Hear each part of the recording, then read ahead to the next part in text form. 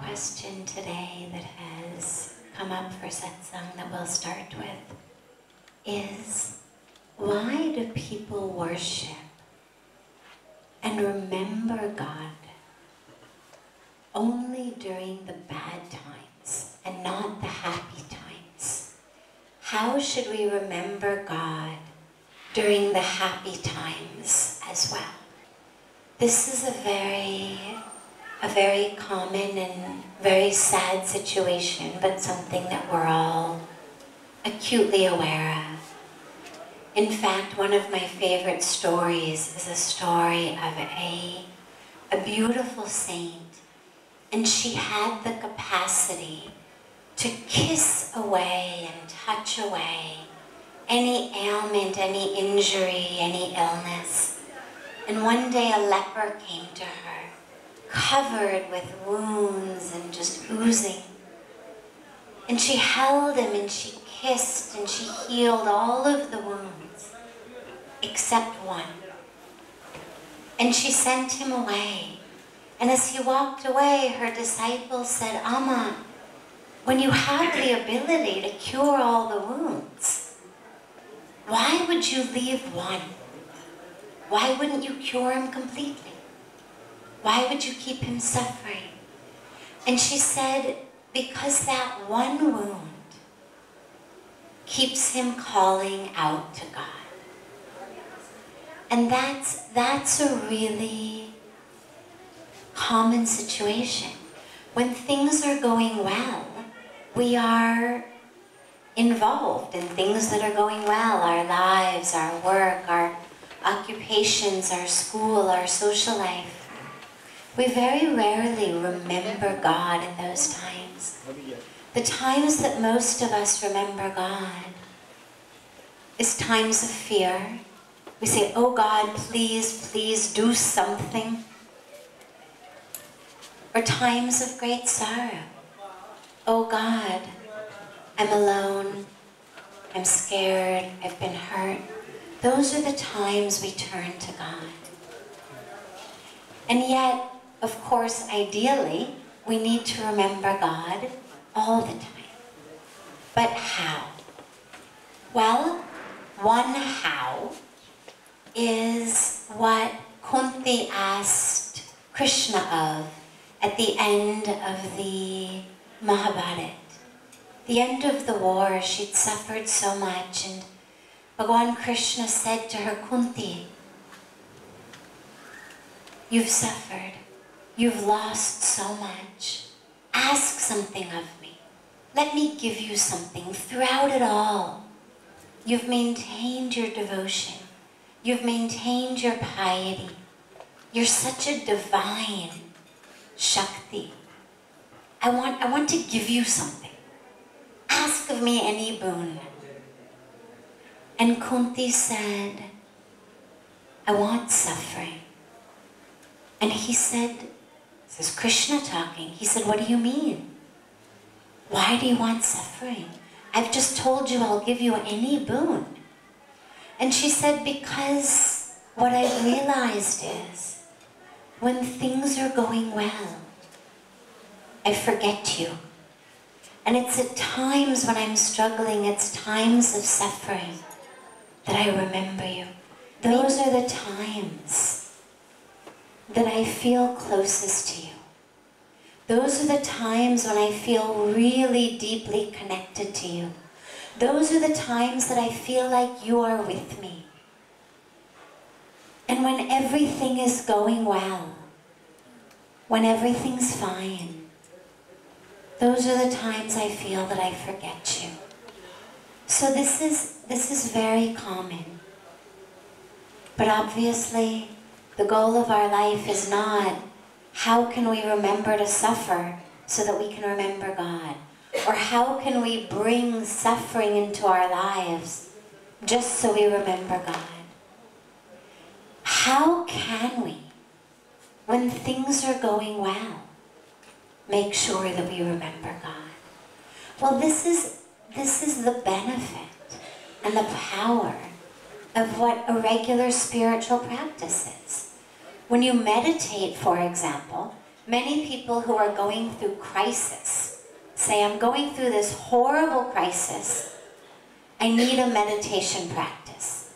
I need a mantra. I need some technique. And the problem with that is at a moment of crisis, it's very difficult to implement a meditation practice.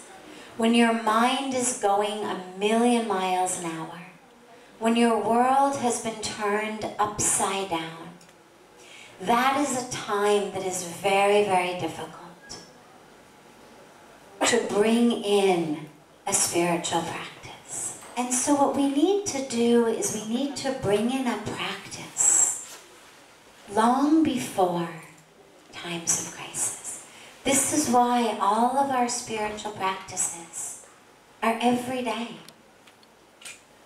None of the deep traditions say, meditate when you feel like it. Pray when you feel like it. Go to temple, go to church, go to Gurdwara when you feel like it. What they say is every day. And what happens when we have these practices is they keep us deeply connected to the divine. Every day. In prayer, Puja Swamiji always says, when you talk to God, it's prayer. When God speaks back to you, that's meditation. And so if we have that practice every day, good days and bad days. It's like sometimes people will ask me about the arti. Do you do this even in the rain? And I always say, rain or shine, 365 days a year. When it rains, if we know in advance it's going to rain, we go undercover. The time changes based on when sunset is. But every day, rain or shine, we do arti. Because otherwise, if you say, well, we'll only do it on sunny days. Every day there's some excuse. Oh, it looks a little cloudy. Oh, it's a little too hot. Oh, this is happening. Oh, that's happening. And this is what happens with our spiritual practice. And this is where the importance of every day comes in. The other last aspect of this is the way to stay connected with God when things are going wonderfully is to ask ourselves, why are they going wonderfully? Most of us try, we work, we plan every day. Sometimes things go very well. Sometimes they don't go very well. It's very rare that when something really bad happens in our life, we can look back and find a time in which we consciously were not trying to make it go well. That's very rare. Mostly we try to make our lives go well. Mostly we try to succeed, we try to be healthy, we try to be happy, we try to find peace. Sometimes it works, sometimes it doesn't. And what that means is that there is a force, there is a power, there is a grace that is more than just what our plan is. That's more than just what our implementation of the plan is. And so when things are going wonderfully, we're healthy, we're peaceful, we're joyful, to remember that there's a grace, and to bring gratitude into our lives, and to literally every day set aside a time in the morning, in the evening, whether it's a list, whether it's a journal, whether it's just thank you, God, whether we name the things we're grateful for, or whether we simply say, thank you, God, for my life. Thank you, God, for everything that's right in my life. Thank you, God, for waking me in the morning. Thank you, God, for filling my lungs with oxygen. Thank you, God, for my life. What that does is it reconnects us. And that's something that we can bring into our lives every single day. And then, of course, when things are going badly, we're already connected. We don't have to start to find that inner voice. In the times of difficulty, we don't have to start figuring out how to get connected. So many of us in those difficult times wonder, where's my inner voice? Where's that divine guidance? I want to hear God's voice, but I don't know which way to turn, how to find it, where is it? And as I said, it's very, very difficult in a time of crisis to connect. It's like if you stand outside of a nursery and you've got, 100 babies inside or 50 babies inside, and suddenly one baby starts crying. Well, to an outsider, they all sound exactly the same. There's no way an outsider could tell one baby from another baby by the sound of the voice. But the mother knows. Immediately, the second there's a cry, the mother knows that's my baby. Because she's so connected to it.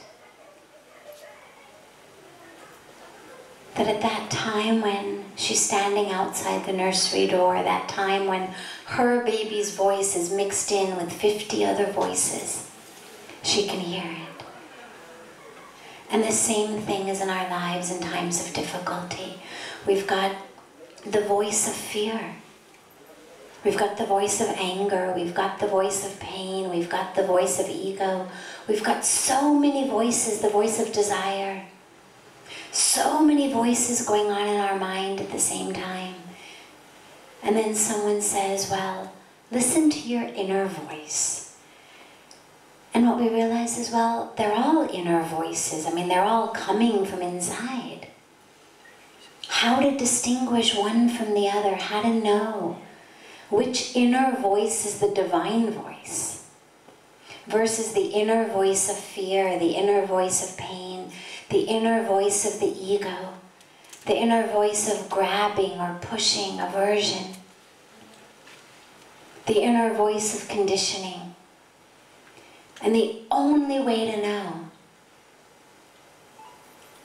is through being so connected to it that, like the mother hearing the cry of her baby, even amidst 50 other babies' cries, she knows that's my kid. And this is why we need to bring in a daily practice. Because in those times of chaos, when 50 inner voices are screaming, it's very difficult to tease them apart. So whether it's prayer, whether it's meditation, whether it's chanting, whatever it is, but something that connects us within. And make sure we do it every day. I mean, there's nobody who says, well, I didn't eat any sugar yesterday, therefore I don't need to brush my teeth this morning. I only brush my teeth on days where I ate really badly. I mean, we brush our teeth every day. It doesn't matter whether you eat, salad and dal or whether you eat a bag of jelly beans. We brush our teeth anyway. Sugar day, sugar-free day, we brush our teeth. It's part of our daily practice.